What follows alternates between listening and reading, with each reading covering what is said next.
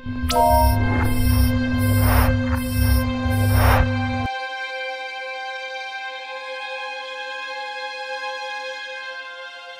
аялдама түркі халықтарының рухани астанасы Түркістан. Түркістан екі дүние есігі ғой. Түркістан ер түріктің бесігі ғой. Тамаша Түркістандай жерде туған түріктің Құдай берген несібі ғой. Түркістан жылдан жылға көркейіп, қанатын кеңге жайып келе жатқан тарихи қала. Оның себебі әрине Қожа Ахмет Яссауи кесенесі.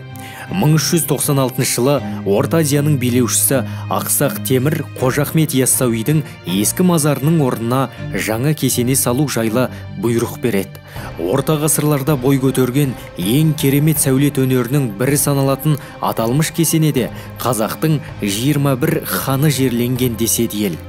Қожа Ахмет Яссауи кесенесі аса үлкен порталды күмбезді құрылыс. Оның ені 46-да 5 метр, ұзындығы 65 метр.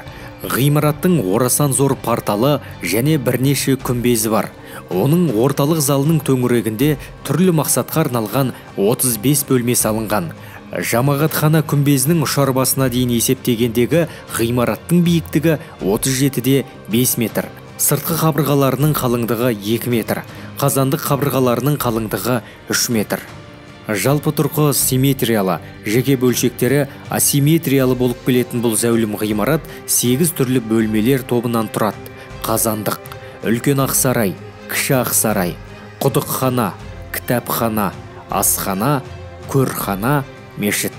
Қожа Ахмет Яссауи кесенесіне алыс жақын шетелдерден зияратшылар ағылып зиярат етеді.